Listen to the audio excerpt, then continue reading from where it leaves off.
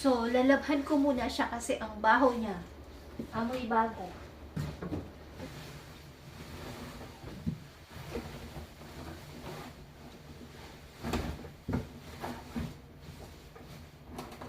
Okay.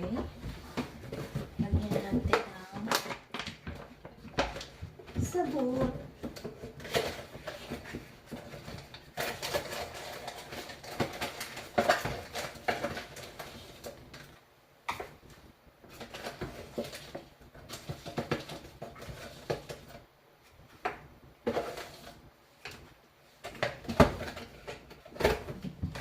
And Falcon.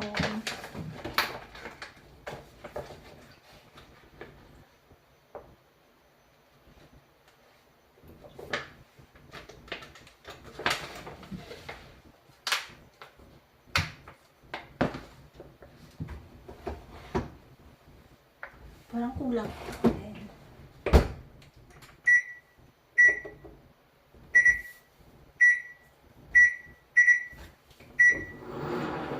Okay.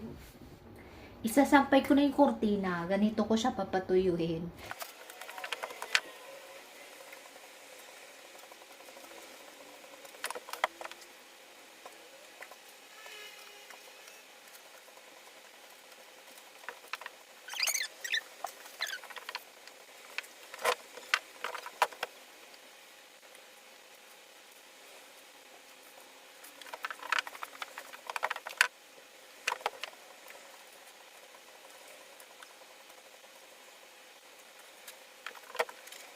Oh, ganyan. It's blue!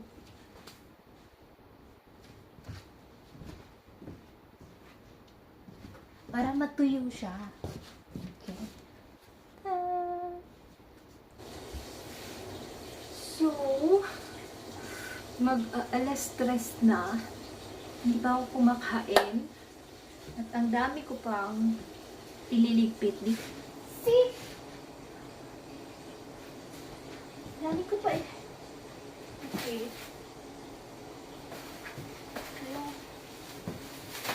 Mga karne. Ito lulutuin ko. Freezer muna to. Freezer. Ito lulutuin.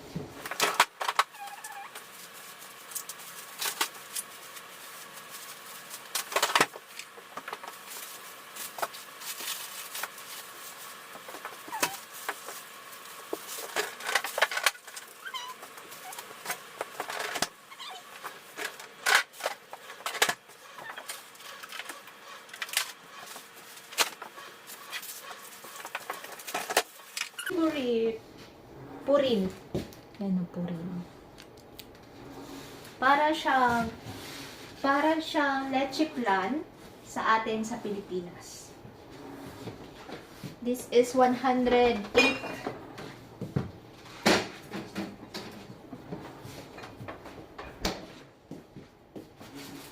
Banana.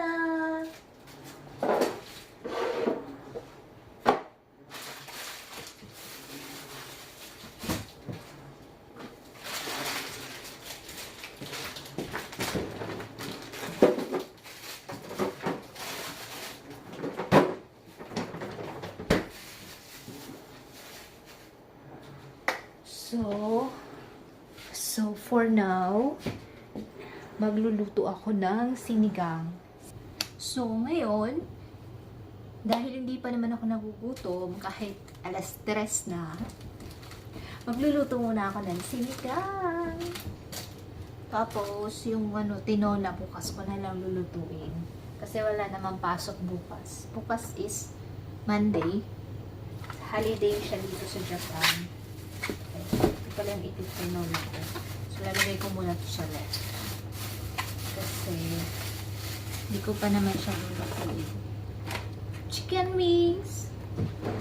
So for now, itinola ko is sinigang salmon. Ayan. 398. So, may tax 450. Binayaran ko. Okay? Tinola. Mga basura dito.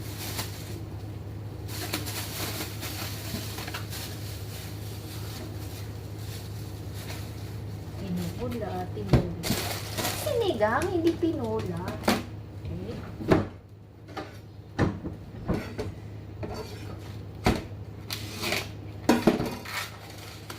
Tada! Salmon. Masarap to kasi ano, ito, yung ganito niya, o yung malapit sa ano, tawag dyan. Sa may ulo to, sa may, ano ba yung panga. Maano siya, masarap siya kasi parang ano to, ma-fats. Fish na fats is good. Pero yung fats ng ano, karne, hindi.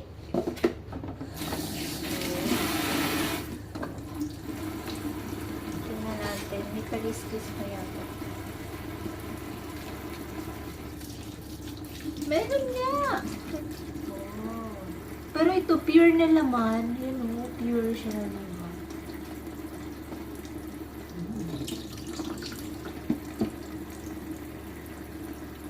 Healthy ang salmon. Salmon is, ano nga pang diet. Healthy siya, good for the heart. Pero mahal. Pero dito sa Japan, mura lang yung salmon, kaya na-afford. Hindi mura, mahal din kung i-convert mo. Pero compare doon sa ibang isda, saka kung sa karne, mas ano siya, mas mura. Okay, tapos, lalagay natin na talong.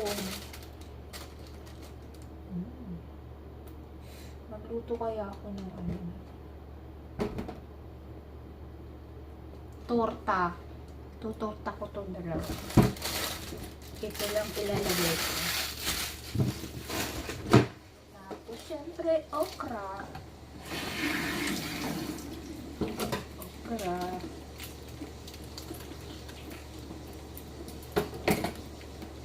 Oh, ang kate. Ah, kate ng tenga ko.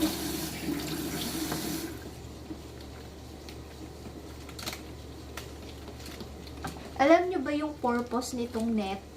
Kung bakit nakalagay yung okra sa net? Kasi yung ano, yung okra, di ba may balahibo siya? Yan o, may balahibo. So, ang purpose niya, pag hinugasan siya, igaganon mo, igagrab mo siya, yung ganyan, ganyan. Para ano na siya, double purpose na. Yung lagayan niya, parang nagiging brush. Igaganyan-ganyan mo siya, oh. Wala yung ano, mawawala yung tawag dito, balahibo. Ganyan, iba-brush mo siya ng gano'n.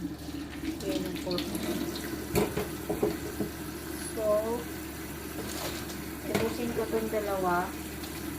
I love okra. Ibusin ko itong dalawa. Dati, hindi ako kumakain ng mga ganito. Okra, talong, mga gulay. Ang tanging kinakain ko lang noon ay kalabasa. Buti na lang hindi ako naging kalabasa sa school. Diba, kung sinabi nga kalabasa ka sa school, parang mababa yung grades mo, tapos sa mga performance, diba, nagkalabasa ka, ibig sabihin, nagkamali ka.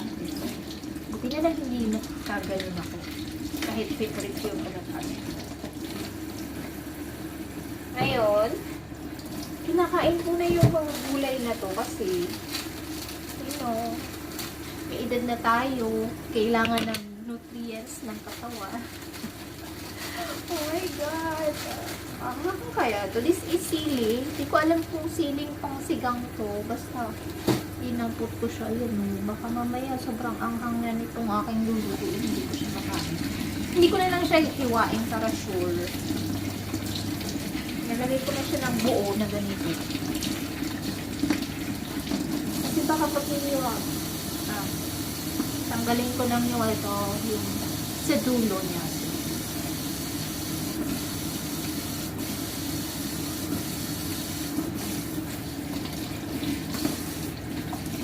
Pero ganito lang yung gawain ko. Today is Sunday. Usually, Eh, yung nagluluto na ako kasi pag ano na, may work na, diba, bukas, diba, may trabaho bukas, hindi na ako magluluto pa pagdating ko kasi pagod na sa trabaho. Iinitin ko na lang siya. Naka-ref na lang lahat ng pagkain ko. Good for 1 week. Yung pangbaon ko, pag lunch, pang-agahan ko, at saka pang-dinner ko. Especially pang-dinner. Kasi, usually, nakakauwi ako alas 7 na ng gabi. So, alas 7 ng gabi ako mag-out. So, makakarating ako dito sa bahay 7:15. Kung dadaan pa ako sa mga supermarket, hindi, convenience store, makakarating ako ng 7:30. So, kakain pa ako, makatatapos ako alas 8. Tapos, maghuhugas pa ako ng mga kinainan, kung ano-ano pa. Tapos, maglalaba minsan. So, natatapos lahat ng gawain ko paggabi, alas 9, mahigit, magte-10. So, kailangan ko nang matulog agad noon pagkatapos kasi syempre, kigising na naman ako ng maaga kasi pasok na naman kinaumagahan. Ganun yung routine. Kaya, wala ka ng time magluto. Pwede din naman magluto ka, pero masyado nang late. Hindi mo na magagawa yung ibang gawain. Kapag ganun. Dito ko siya lulutuin sa kawali. Maano naman, malalim naman yung kawali. Yan o. Kunti lang yung sabaw. Okay. Parang masyadong kunti naman yung sabaw. Natagdahan natin ang konti. Okay. Paanda rin ang exhaust. So, maingay na kasi may exhaust. Hindi naman ako pwedeng sumigaw dito kasi magagalit yung kapitbahay. Paanda rin. Pakuluin natin. Asa na yung sinigang. Yes. Oo nga. Dapat kunti na lang to.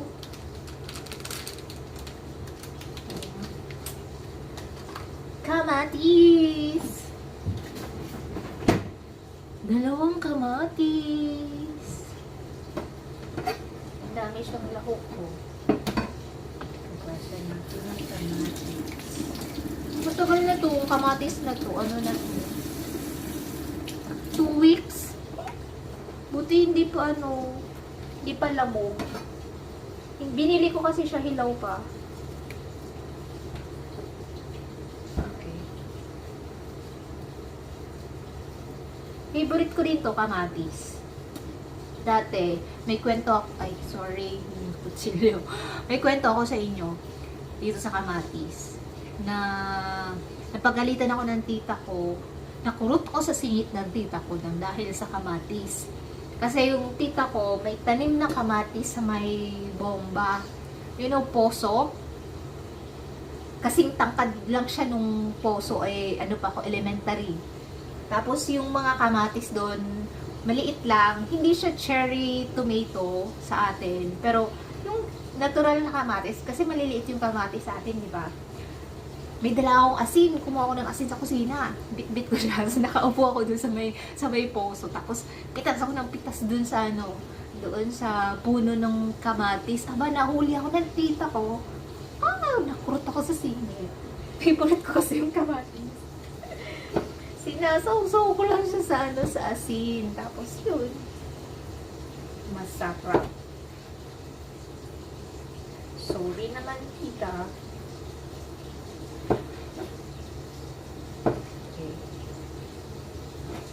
Tumira kasi ako sa tita ko nung nag-abroad yung nanay ko. Nag-abroad din kasi yung nanay ko noon. Elementary pa lang ako. Hindi ko akalain na ako din pala titira sa abroad.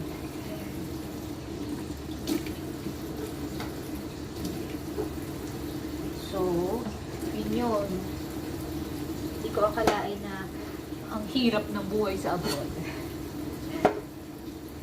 Mahirap siya in a way of, I'm sorry, in a way of, halimbawa may sakit ka, walang mag-aasikaso sa'yo, yung magluluto sa'yo ng pagkain or what. Dito kasi, lalo na ngayon, mag-isa ako, kahit may sakit ka, kailangan mong gumalaw. Kasi wala kang ibang aasahan. Walang bibili sa'yo ng gamot. So, ikaw mismo bibili ng gamot mo kahit may sakit ka. Tapos, ikaw magluluto ng pagkain mo kahit may sakit ka. Kailangan na hindi ka kumain, may sakit ka na nga, di ba? Yun yung mahirap nito. Tapos, pagkagaling mo sa trabaho, yun na nga, yung sabi ko, di ba, kaya ako nagluluto ng pagkain good for 1 week. Kasi, pag uwi mo sa bahay, pagod ka na sa trabaho, walang magluluto sa'yo, wala kang dadat na, oh, kain na, gano'n, nagsasabi sa'yo ng dadat dito. No. Lahat ng galaw, ikaw mismo magawa. Yan yung mahirap. Trabaho, bahay. Kaya, may bago akong motto ngayon. So, I work hard for me to play harder. Diba? Work hard and play hard. Ganun lang yun. Papakahirap ka, diba? Sige. Hello? Kahit anong hiwa na lang. Kaya, magtrabaho ng magtrabaho. Din pag may gusto, edi, pagbigyan mo yung sarili mo. Ako naman, ang hilig ko lang naman is, marami kasi akong hobbies. Yung pinaka-expensive na hobbies ko is painting. Kasi mahal yung yung mga gamit sa painting. Especially yung yung oil paint. Oil paint. Tapos yung mga canvas, yung mga ganon. Lalagay ko na yung fish da sa kumukulong tubig.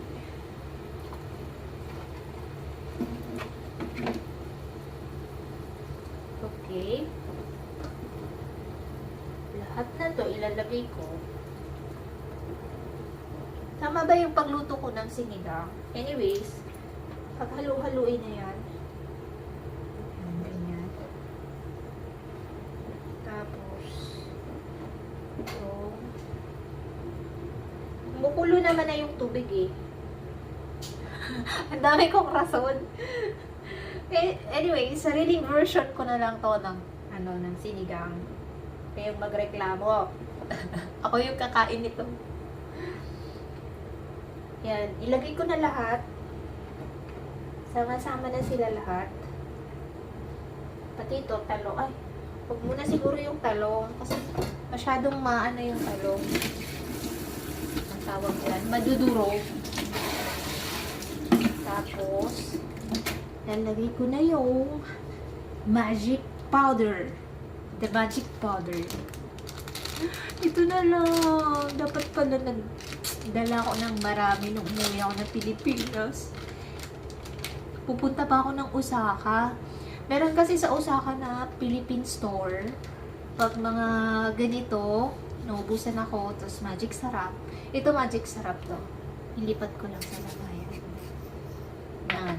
Pumupunta pa ako ng Osaka. So, 2 oras pa yung biyahe. Ano, mamamasahe ka pa. My gosh. Bagay, worth it naman. Kung namimiss mo yung mga pagkain Pinoy, cravings ba? Wala na talaga. Sige na. Tapos, lagyan natin ng magic sauce. Lahat na to sama-sama. Tapos, paminta. Oh my gosh. Nakikita niyo? Sorry naman. Ang lamsi. Hala.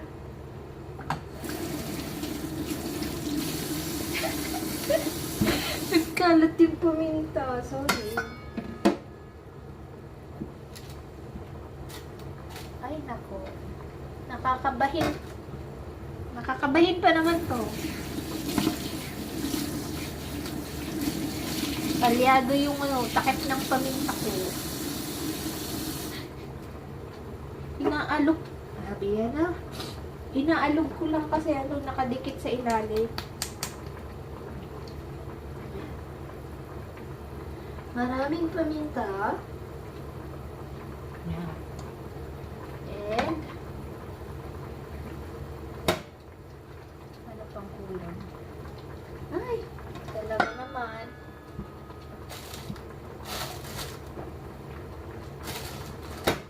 Uy, pati dito sa taas. Pati lagayan ng cellphone.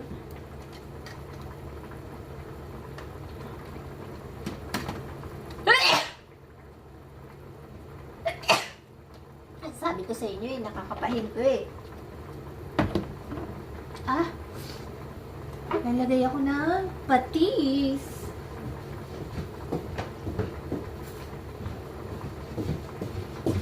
Wala doon yung patis. Kumuha lang ako ng kutsara. Nandito yung patis. Patis. Wala na naman ko. Ito may bago. Yan, baka na naman tumarisik to. Ang baho.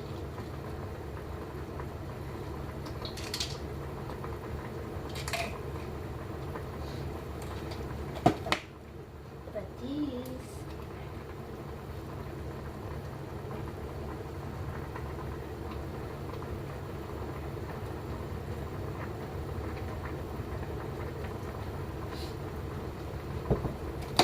Bakit? Pares ba ito patis? Parang mas mabaho itong isa. Magkaiba kasi siya ng tatak. Ayun o. Ito yung usually ginagamit ko. Sanli ang tatak. Tapos ito, mukhang patis kasi, kaya binili ko. Pero,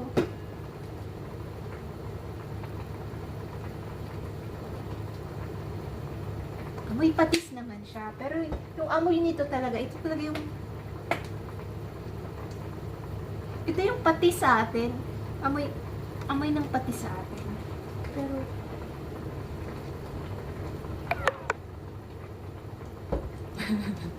anyways, yun na yun. Bahala na si Batman. Parehas naman patis, magkaiba lang sila ng amoy.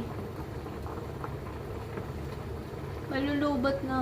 Wait lang. Di pa ako tapos magluto. Yan.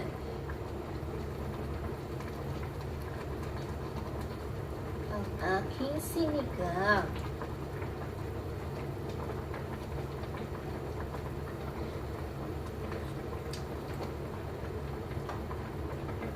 Sinigang. Nalagay ko na yung talong.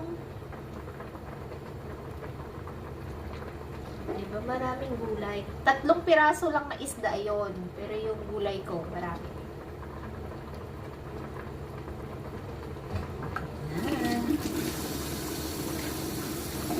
Ito, may tira pa akong dalawang talong. Itutorta ko. So, 2 talong. 2 kain yun. Agahan. 2 araw. Monday and Tuesday. Wala palang pasok bukas. So, Tuesday and Wednesday. Agahan. So, kailangan ko pa ng pang-Webes at Biyernes na agahan. Hindi ako ngayon naglutong doon tinapay. Nagbe-bake kasi ako ng tinapay, guys. So, ipapakita ko sa inyo minsan kung paano ako luto ng tinapay. Takpan natin. Pero hugasan muna natin to at maraming paminta. Natapon. Wow! Mukhang masarap yung niluluto ko. Pero yung lasa, anyways, ako naman yung kakain. Kahit hindi masarap, sasabihin ko sa inyo masarap. Joke lang. Yan. So, yung mga basura dito, sakay siya pa tinatapon. Kaya siya means sa company. Doon pa sa company namin. So, ngayong susunod na week, tatry ko dito magtapon sa apartment. Di ko kasi alam yung schedule, pero nakita ko Monday and Thursday, naglagay sila ng basura dun sa lagayan ng basura. Siguro yun yung araw. Tatry ko. Kasi dito hindi basta pwedeng magtapon ng basura at saka dapat segregated siya. Separate yung mga plastic, karton, tapos yung mga cans, bottle, tapos yung mga pet bottles, yung sa tubig, parang ganun. Mineral water. Separate siya, hindi siya basta-basta. Pag hindi mo sinunod yun, hindi kukunin ng basurero yung basura mo. So, mabubulok yun doon. Tapos, irereklamo ka ng mga kapitbahay. Ang sensitive dito ng mga tao as in. Kahit sa ingay lang. Kaya nga, dito, sana hindi masyadong maingay sa labas. Kung hindi, magkakamemo ako. So, hintayin ko na lang siyang maluto. Then, kakain ako. It's 3:25 na ng hapon. So, mga alas 4 kakain na ako. That's for my lunch and early dinner. Pero kakain pa naman ako mamaya ng konti. Pero hindi na siguro kanin. Kasi alanganin na. Okay? See you mamaya sa kainan.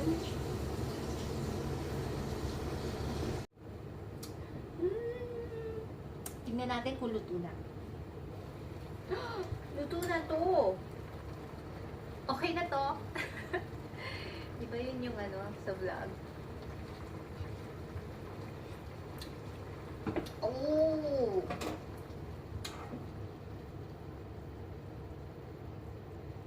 Pero maalat.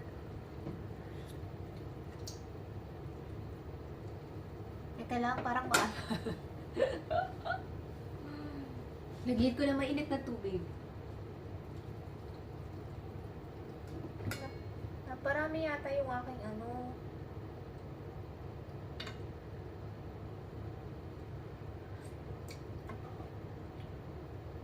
Ayan. Okay na siya. Okay na to? Yes, okay na yung aking sinigang. Pakita ko sa inyo. Tadan! Tadan! Diba maraming gulay? Kakain na ako! Kakain na ako! Kainan na! So, ito na yung aking nilutong sinigang. Yan. Ang oras is quarter na ng 4. Quarter to 4 ng hapon. No, hindi madaling araw. Kainan na! Kain po tayo. The salmon. Wow! Ito yung favorite part ko. Yun. Ang salmon. Wow. And okra. Okra. Wow. Oh, well. Oh.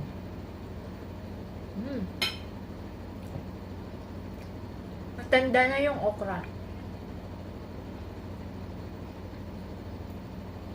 Medyo matigas na yung niya, balat.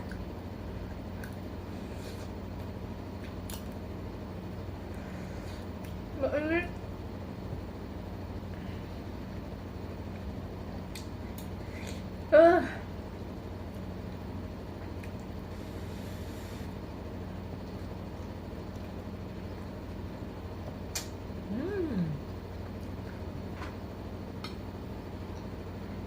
So, kakain na ako. Thank you! Ganito po yung buhay ko dito sa Japan. Mag-isa. Magluluto ka mag-isa, kakain ka mag-isa. Lahat mag-isa mong gagawin. Bye! See you on my next vlog! Bye-bye! Subo ka muna. Oh. O, sige na. Bye-bye!